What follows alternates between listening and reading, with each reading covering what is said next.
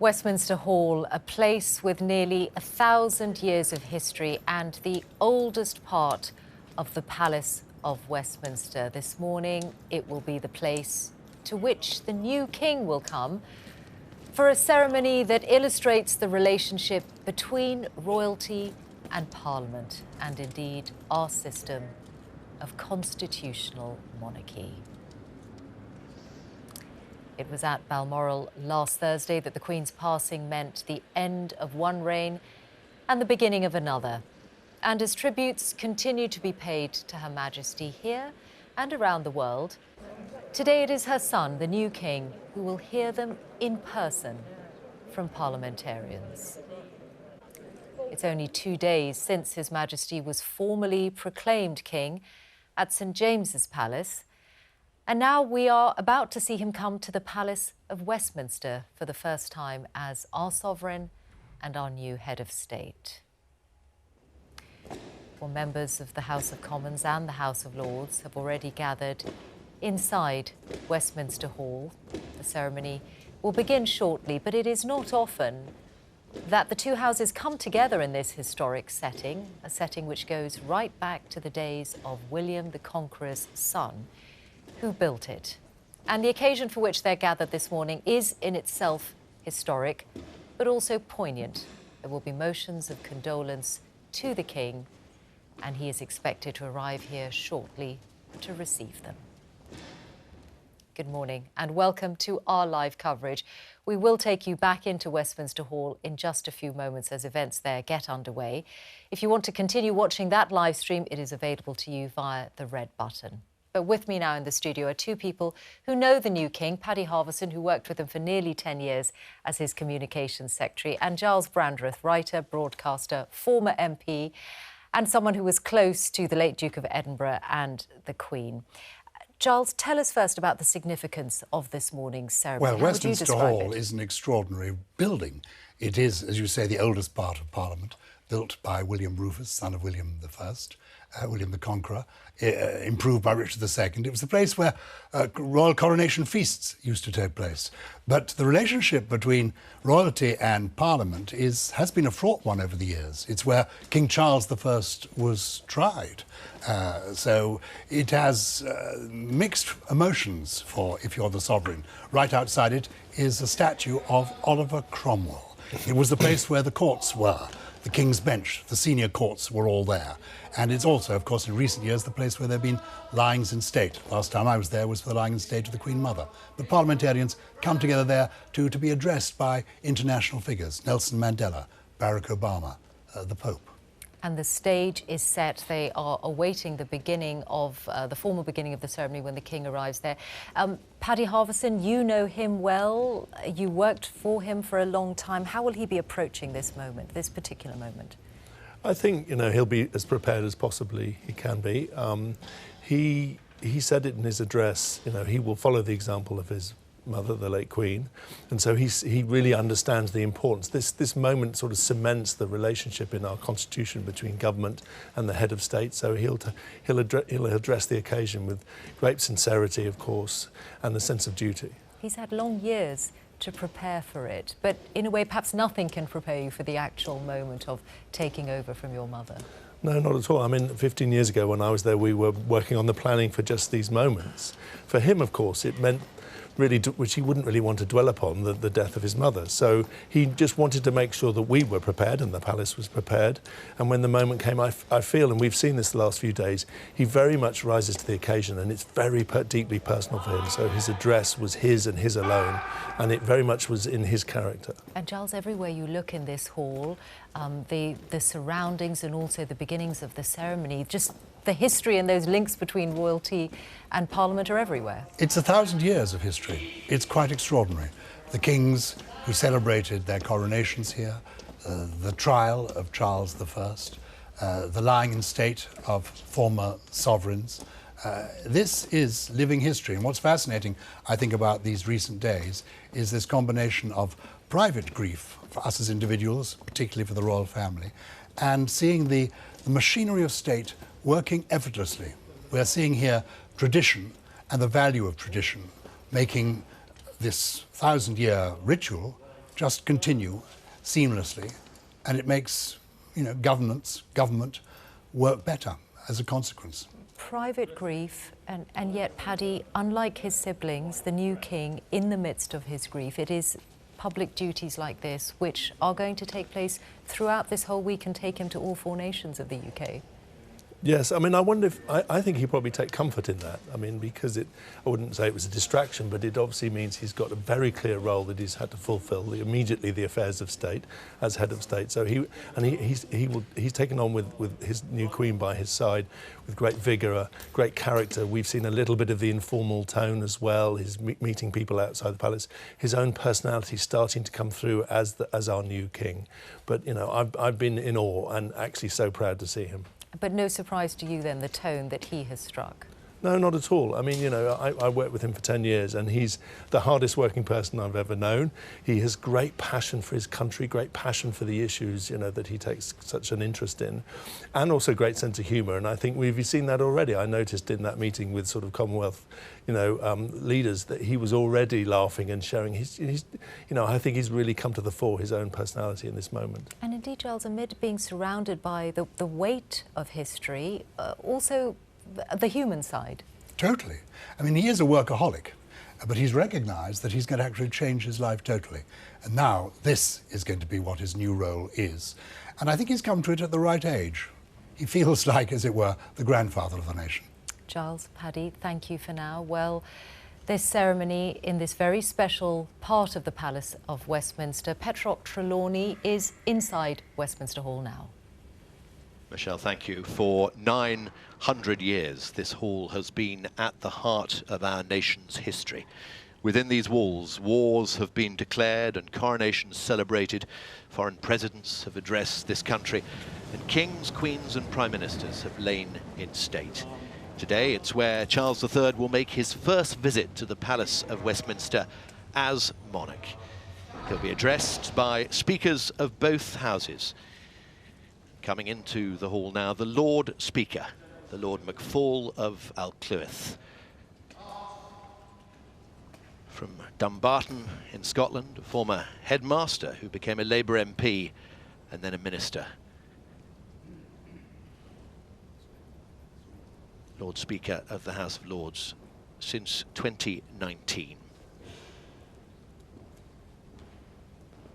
There are 1,200 people gathered here today, members of both Houses of Parliament, parliamentary staff and their guests, and there is a very palpable sense of anticipation and excitement in the air as MPs and peers prepare to hear the man that until now they've known as Prince and heir to the throne speak in Westminster for the first time as King.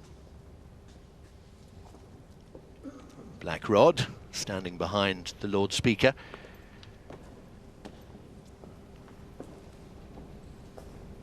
Sarah Clark, the first woman to be Black Rod in the 650-year history of the role. The 2 empty thrones where the King and the Queen Consort will sit. The Lords to their right, the Commons to their left.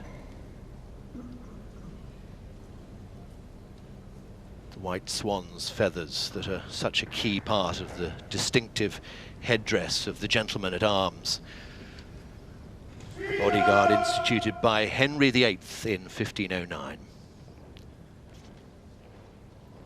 And now the Speaker of the House of Commons, Sir Lindsay Hoyle, Member of Parliament for Chorley in Lancashire.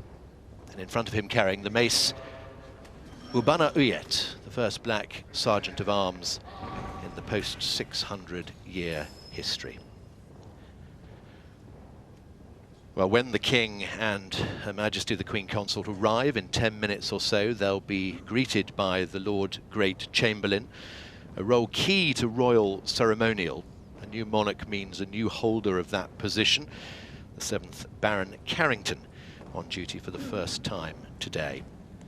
As the King arrives, we'll hear a fanfare from the State Trumpitors, and then the Union flag flying at half-mast on Victoria Tower will be lowered and the royal standard raised in its place to indicate to the city outside that the King is here. There have already been several days of tributes from MPs and Lords, some solemn, others provoking laughter. This morning, the sentiments of our politicians will be distilled into 2 short addresses of condolence delivered by the 2 speakers. Then His Majesty the King will respond.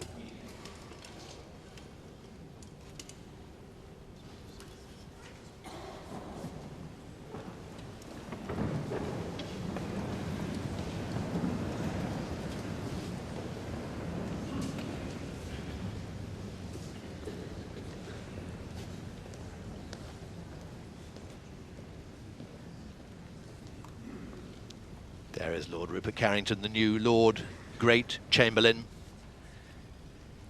walking down the centre of Westminster Hall.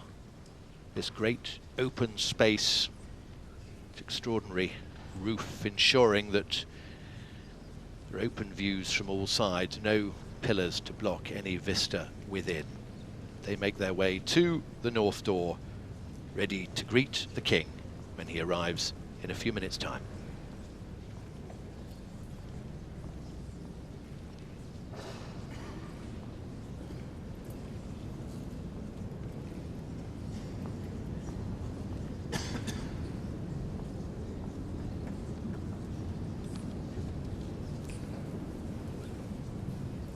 So inside Westminster Hall, they're ready, and we can show you now Clarence House, the overhead shot of Clarence House, because that is where the King still is for the moment. He will be leaving very shortly, but Clarence House is still his home, just around the corner from Buckingham Palace. It is where he and the Queen Consort are still in residence. It is their London home, and in the next few moments we're expecting to see them depart from there and make the very short journey towards the Houses of Parliament and to enter Westminster Hall to see that gathering there, assembled there for them, and to then hear the tributes and the condolences and respond to them.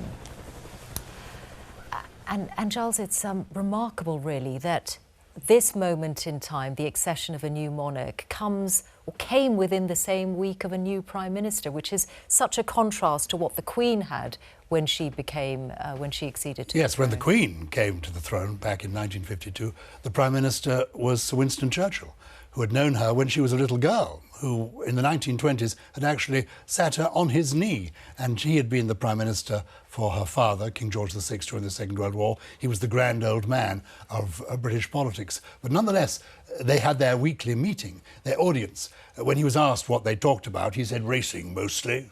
But in fact, every Prime Minister has spoken of the value of their weekly audience with the sovereign, an opportunity to talk to somebody when you know it's not going to be leaked. You can unburden yourself to them, and the Queen, by all accounts, listened with good humour, wisdom, and indeed had the right to be consulted, and she was, and I think to warn, to advise. She will have done all that above party politics, and it's absolutely clear that the new King has absorbed that message. He is not going to be interfering in politics, but he is going to be a sounding board for Prime Ministers. And this new one, this very young one, born 102 years after Winston Churchill was born, Liz Truss, only came into the office last week.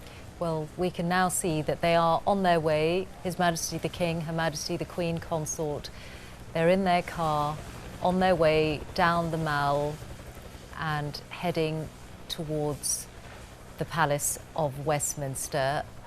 Paddy, it will be a different role, and he's had a long time to think about the different role. As Prince of Wales, he had a freedom to express himself that won't now be open to him.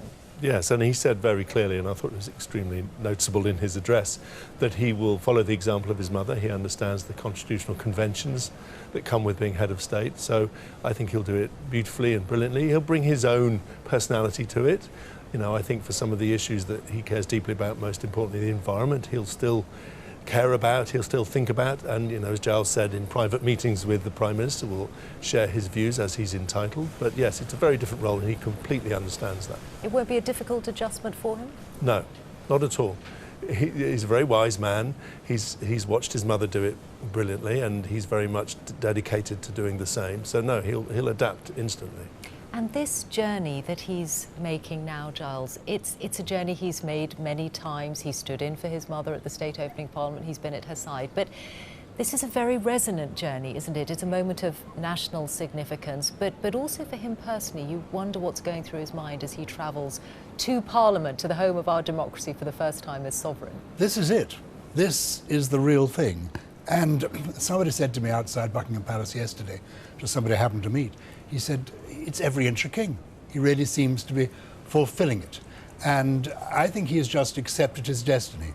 People said back in 1952 that the extraordinary thing about the Queen was, though she was only 25 years of age, she seemed to accept what was happening to her. And he has clearly accepted this.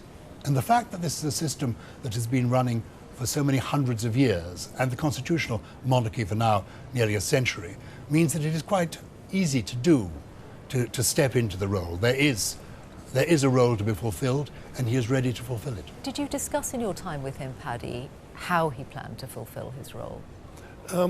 Not directly, no. I got hints down the years that he would, obviously bring his own character to it. But he always said, and he said privately and publicly, I know it's a different job and I will do it differently. Well, there they are, going down Whitehall now, the outriders in front of them, and beside them they're passing the government departments, the place where government business is conducted every day, and they're approaching Parliament Square now, and then we'll see them in a moment go through the gates into the Palace of Westminster itself. And of course then the door of Westminster Hall is right there before them, so there are some crowds lining their path. And let's rejoin Petroc Trelawny now inside Westminster Hall.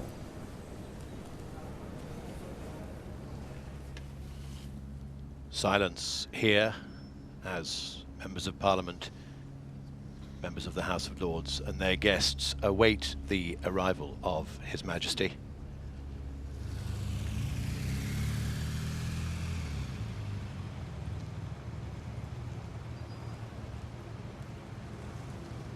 Waiting to greet him, the new Lord Great Chamberlain, Lord Rupert Carrington, 7th Baron Carrington, became Lord Great Chamberlain on the day of the Queen's death, taking over from the 7th Marquess of Cholmondeley. The King and the Queen Consort step out of the car.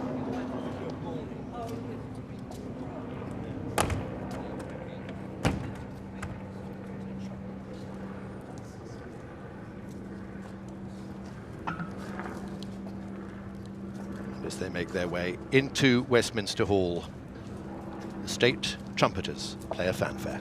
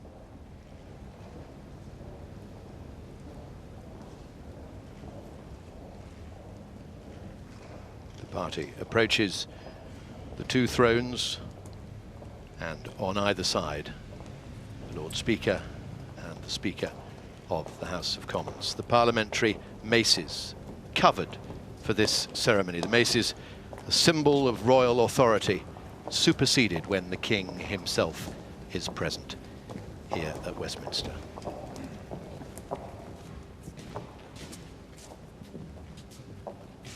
So we'll hear first the Lord Speaker, Lord McFall of Alcluith, who will present his address to the new king.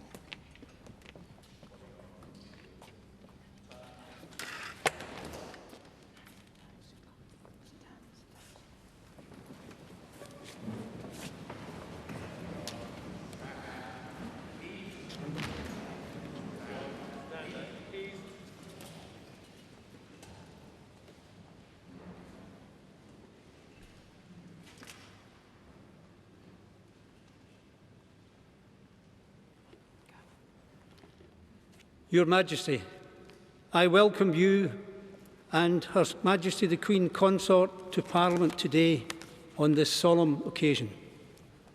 Her late Majesty, our treasured Queen, and your beloved and deeply missed mother came here to Westminster Hall many times to receive the congratulations of her loyal subjects in the two Houses of Parliament and to celebrate with them historic landmarks and her long life of dedicated public service. She was both a leader to and a servant of her people.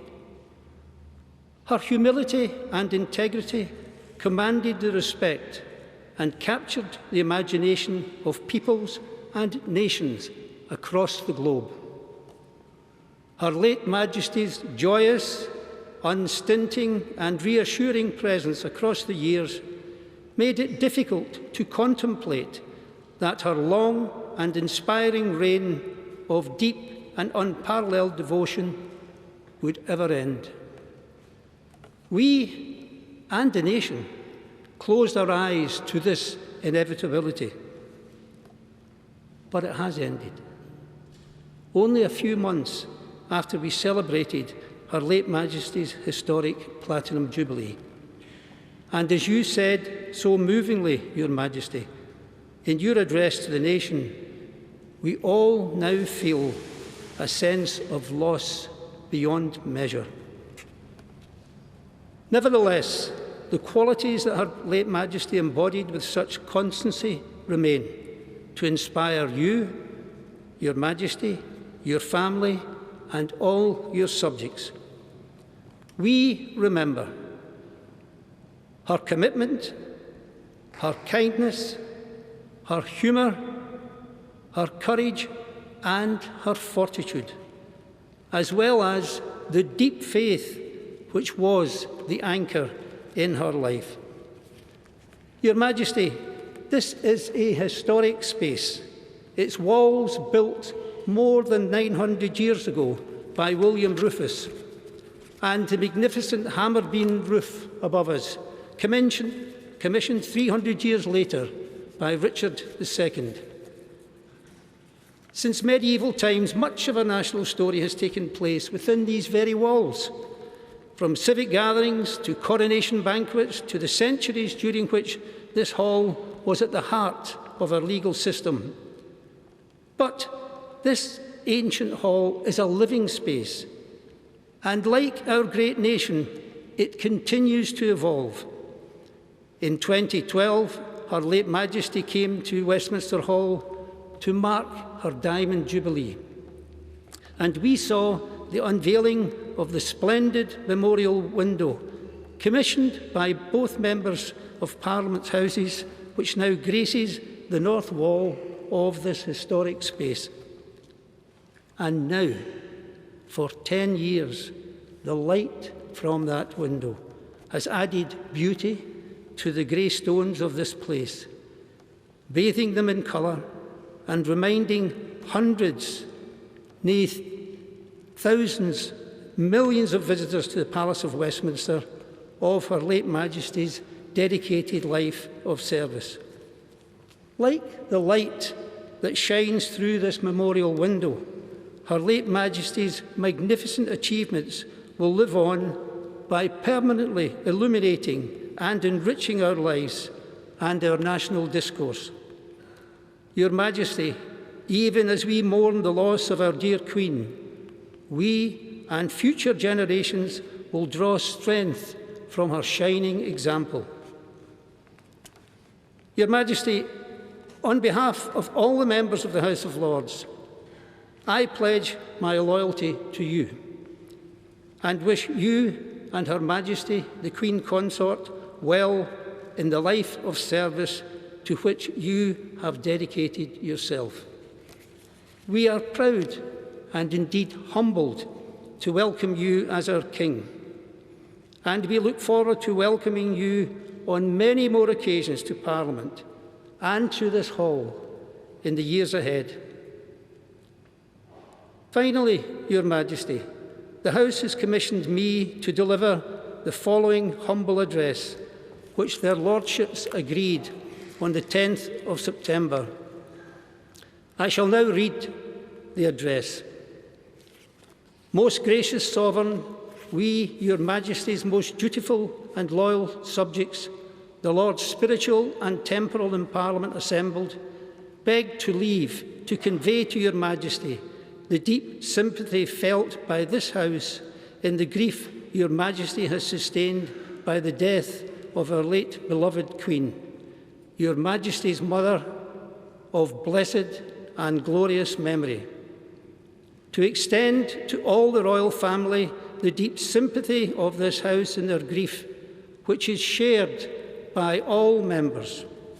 To assure Your Majesty that the example of selfless public service which our late Sovereign displayed over her reign of 70 years, her untiring endeavours for the welfare of her peoples, and her fortitude in adversity will ever be held in reverent, affectionate and grateful remembrance.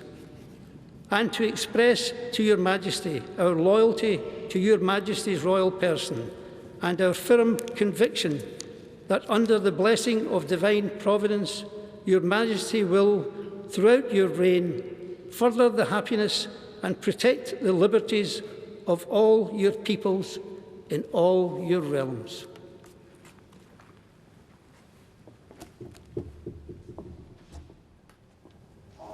So a very personal address, and then the formal address of condolence from the Lord Speaker, Lord McFall of Alcluith. Speech then presented to the King. And now, the Speaker of the House of Commons, Lindsay Hoyle. Your Majesty, let me repeat a welcome to you and to Her Majesty, the Queen Consort. On this solemn occasion, members of both Houses of Parliament gather here to express our deep sympathy for the loss we have all sustained in the death of our Sovereign Lady, Queen Elizabeth. We have seen that this is a loss that is felt around the world. It is a loss to the United Kingdom, the overseas territories, the Crown dependencies, and many countries over which she reigned. It is a loss to the entire Commonwealth, which she did so much to nurture. It is a loss to all of us, but we know, most of all, it is a loss to you, Your Majesty, and to the royal family. Newspapers have been filled with photographs of Her late Majesty since the news broke. The most touching have been the glimpses into the family life which we usually kept sheltered from public view. Deep as our grief is, we know yours is deeper. We offer our heartfelt sympathy to you and all the royal family. We know that there is nothing we can say in the praise of our late Queen, your mother, that you will not already know. Over the past days, members of the House have spoken of their encounters with Queen Elizabeth. They have spoken of her sense of duty, her wisdom, her kindness, her humour, how she touched the lives of hundreds of thousands of their constituents in her visits to every part of this country. Their words have been heartfelt. She sat in this historic hall as you sit now on many occasions. Some of those occasions were to celebrate milestones in her own reign. The addresses to celebrate her silver, golden and diamond jubilees shared a common thread, that our constitutional monarchy is a symbol of stability in an ever-changing world. As Speaker Boothroyd said, Queen Elizabeth's wisdom and grace demonstrated for all to see the value of a constitutional monarchy in securing the liberties of our citizens and the fundamental unity of this kingdom and the Commonwealth. On other occasions, our late Queen was here to mark the historic moments, such as the 50th anniversary of the Second World War, a war in which she herself served in the armed forces. And in 1988, we celebrated the 300th anniversary of the revolutions of 1688 to 1689. It is perhaps very British to celebrate revolutions by presenting an address to Her Majesty. But those revolutions led to our constitutional freedoms, set out the foundation for a stable monarchy which protects liberty. In your first address to the nation, you recognised your life would change as a result of the new responsibilities. You pledged yourself to uphold constitutional principles at the heart of our nation. These are weighty responsibilities, as the early Queen Elizabeth said in her final speech to parliamentarians. To be a king and wear a crown is a thing more glorious to them that see it than it is pleasant that them that bear it. We know you hold the greatest respect, the precious traditions, the freedoms and responsibilities of our unique history and our system of parliamentary government. We know that you will bear those responsibilities which fall to you with the fortitude, dignity demonstrated by Her late Majesty. When the House met at the Accession Council, my first symbolic act was to make the oath to be faithful and bear true allegiance to Your Majesty, King Charles. And so it is my duty to present our humble address to you, our new King, to express both our sorrow and loss of our Sovereign Lady and our confidence in the future in your reign. Most gracious Sovereign, we, Your Majesty's dutiful, loyal subjects, the Commons of the United Kingdom of Great Britain and Northern Ireland, in Parliament assembled, express deep sympathy, felt by this House for the great sorrow which Your Majesty has sustained by the death of the late Queen, Your Majesty's mother. Extended to all the royal family the deep sympathy of this House in their grief, which is shared by all its members. Assure Your Majesty that Her late Majesty's unstinting dedication over a reign of over 70 years to the service of our great country and its people, and to the service of the countries and the peoples of the rest of the wider Commonwealth, which will always be held affectionate and grateful remembrance. And to express to Your Majesty our loyalty to you and our conviction that you will strive to uphold the liberties and to promote the happiness of the people in all your realms, now and in years to come.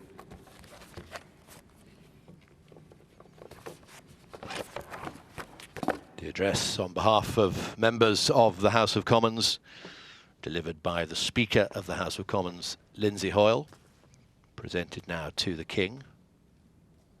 A rare chance to see the Speaker in full ceremonial robes, as opposed to the rather simpler garb he wears when on daily duty in the House of Commons. Now the response from the King.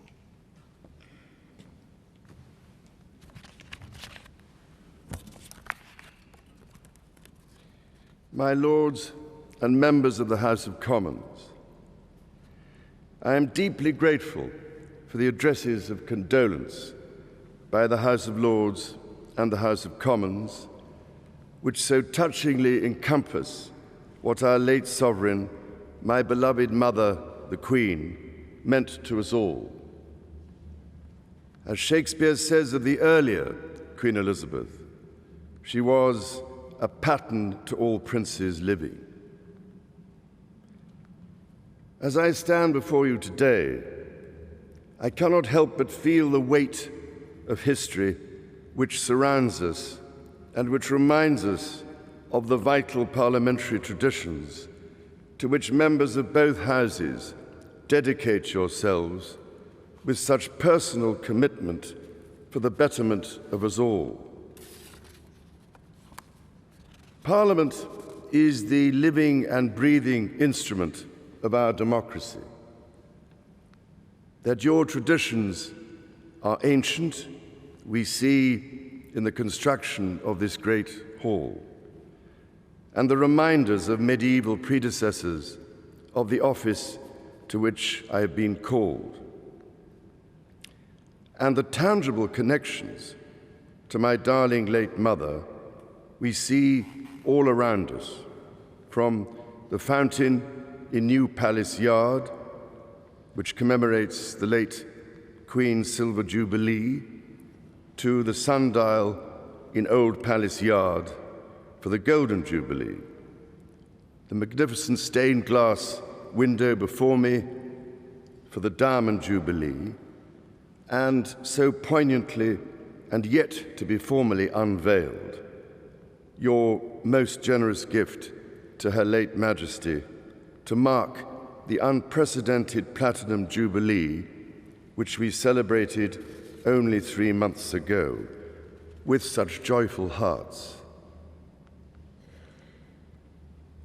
The great bell of Big Ben, one of the most powerful symbols of our nation throughout the world, and housed within the Elizabeth Tower, also named for my mother's Diamond Jubilee, will mark the passage of the late Queen's progress from Buckingham Palace to this Parliament on Wednesday.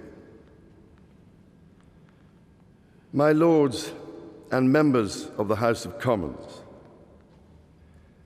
we gather today in remembrance of the remarkable span of the Queen's dedicated service to her nations and peoples. While very young, Her late Majesty pledged herself to serve her country and her people, and to maintain the precious principles of constitutional government which lie at the heart of our nation. This vow she kept with unsurpassed devotion. She set an example of selfless duty, which, with God's help and your counsels, I am resolved faithfully to follow.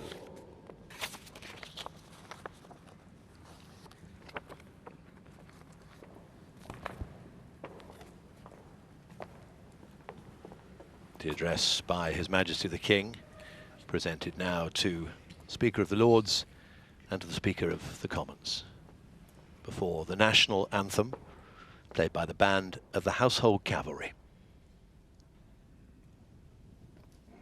King's Bodyguard, King's Bodyguard, shut up!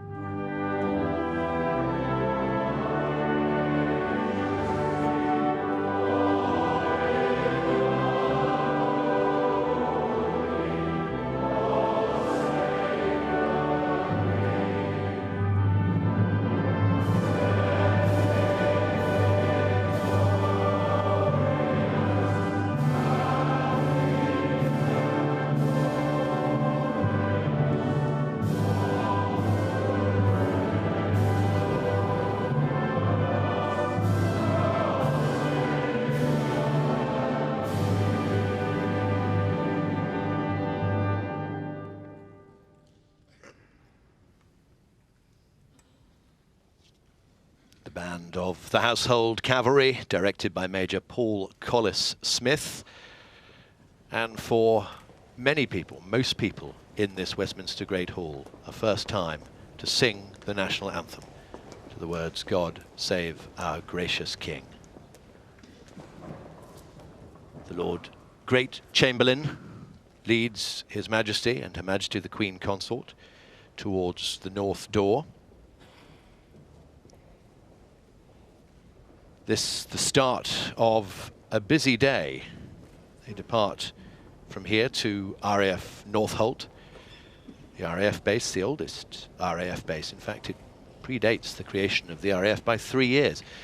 From there they will fly to Edinburgh for a day of engagements that include an audience with Nicola Sturgeon, the Scottish First Minister, and a service of prayer at St Giles Cathedral.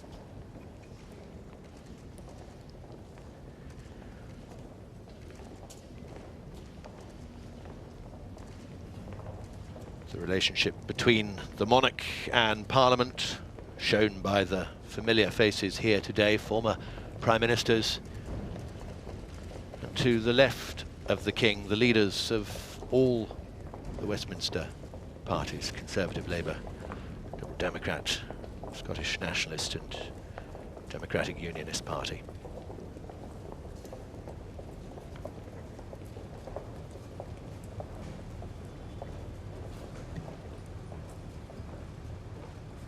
That speech from the King, reflecting on the many symbols of his mother in the Palace of Westminster. Here in this hall, that glorious window, 1,500 pieces, constructed for the Queen's Diamond Jubilee in 2012. This hall, dating back to the end of the 11th century, when it was built, the largest room in England, perhaps all of Europe. More than 900 years it has stood at the heart of the Palace of Westminster, witness to the evolution of our political system. Words that we've heard this morning, well, the language at times may have felt a little old-fashioned, but in the addresses we heard delivered by the two speakers, a clear message, the expectation that the new monarch will act to protect the rights and freedoms of his subjects. It's Prince Charles, now the King, King Charles III, shakes the hands of the speakers. It feels as if just briefly the maelstrom of daily political life, hardline positions taken by parties on one side or the other, has briefly been put aside here at Westminster this morning, as members of both houses start to consider the relationship Parliament will forge with the new King.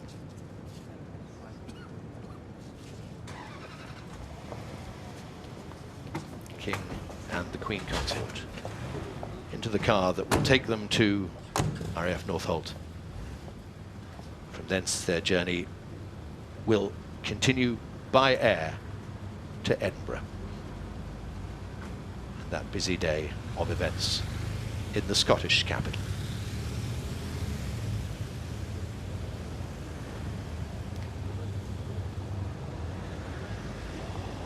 Well, they have departed Westminster, His Majesty the King and the Queen consort, after a ceremony that really marks the beginning of the relationship that he will have as sovereign with this Parliament and with the parliaments that will follow. He heard expressions of loyalty and also expressions of sympathy. And he spoke himself of the sense of history that surrounded him in this very special place, the very oldest part of the Palace of Westminster. Gyles Brandreth is still with me, and we're also joined in the studio by Valerie Amos, Baroness Amos, a Labour peer and very recently appointed by the late Queen to the Order of the Garter. It was your fellow parliamentarians, Baroness Amos, who were there for this moment, and a very special moment, particularly them standing and singing God Save the King in his presence. It is really special, isn't it? Because these are moments which are both about continuity and they're about change. It's a solemn occasion, but it is also one which has a degree of pageantry which we do so well. And what I was really struck by in the House of Lords when I sat in on the tributes were the tributes which talked about the late Queen in terms of the contributions that she had made, very similar words used by everyone, but also the personal reflections and some of the personal stories, bringing in that humour as well, which really helped us to think about her as somebody who was so warm, so special, and really had a way of engaging with people. But it was also a moment when people were talking about our new king and were making it absolutely clear that we would be loyal to that new king, and expressing sympathy for the royal family, because this is both a public mourning but also a very personal one. Yes, and indeed in the king's own words, he was really feeling that sense of history that surrounded him. He talked about the medieval hall and indeed about all those who had gone before him back to the Saxons. This extraordinary ceremony was an expression of how constitutional monarchy now works. The new king, as modern as tomorrow, but with a lot of time for yesterday. There was 900 years of history. There was Shakespeare being quoted. This is the second time we've heard Shakespeare. I think probably he's going to make the hallmark of his reign, quoting Shakespeare in every speech. There's plenty to quote. He loves his Shakespeare. But what I thought was so wonderful about this, the two speeches were, to my mind, impeccable. And this was the House of Lords and the House of Commons coming together. People who don't know the Palace of Westminster may not realise that, in fact, as individuals, parliamentarians of all parties actually get on rather well, and there are many cross-party friendships. John McFall there, Lindsay, Hoyle, one a former Labour MP, the other a Labour MP, and in fact the son of a Labour MP, Doug Hoyle. These are good people, and they spoke so well, so movingly, both about the traditions, aware of that, the importance of the constitutional monarchy, the boundaries that there are, the value of the Commonwealth. Everything was in there, and it was clear that the King recognises all that.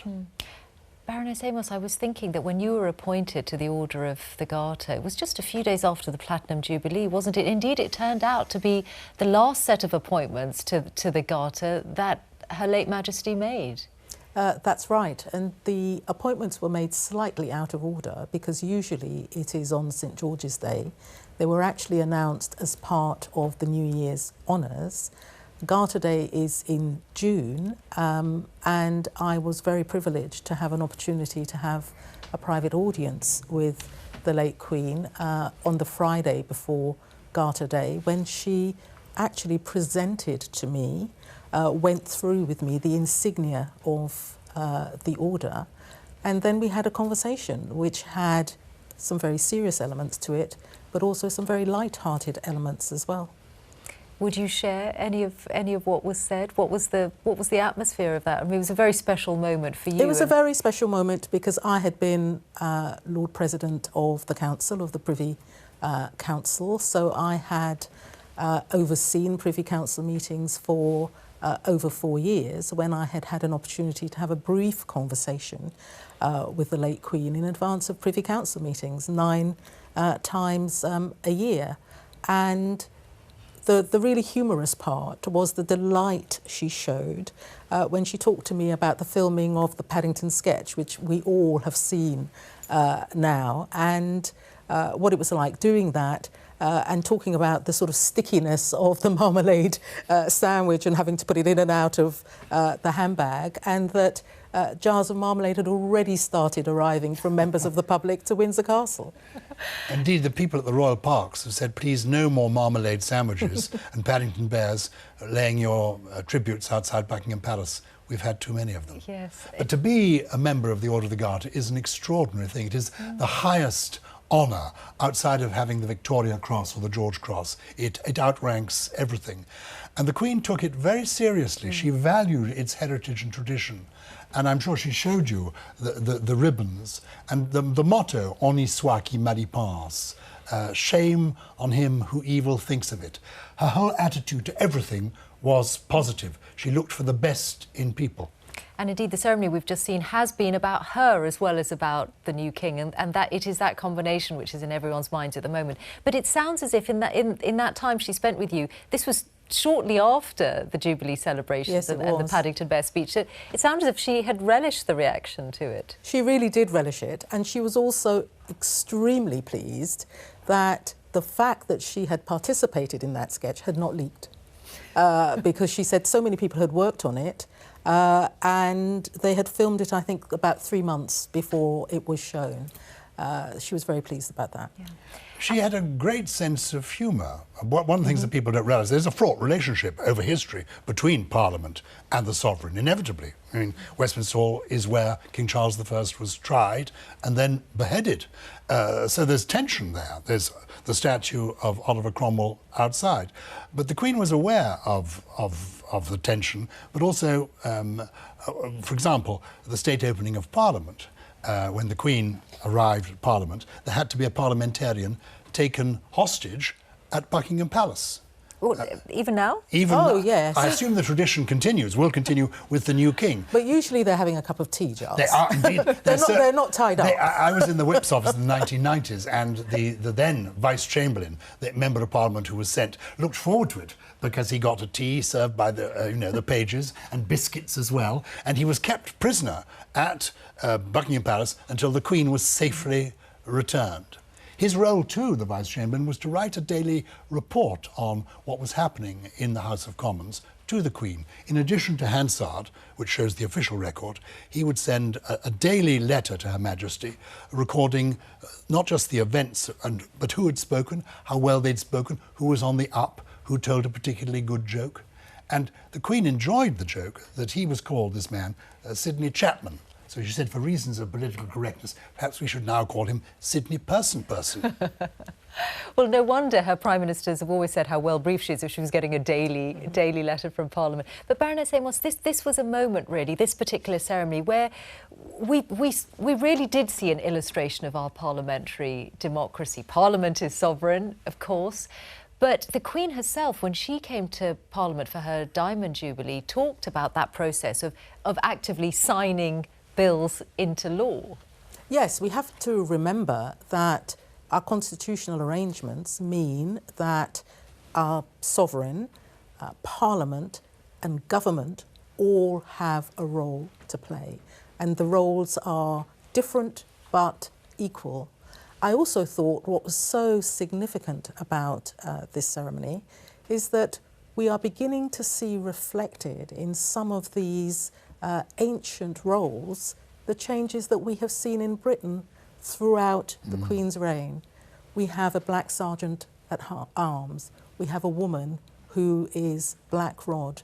That would not have happened when the late Queen became the Queen. These are all signs of the times. These are all signs of change. Thank you very much for the moment.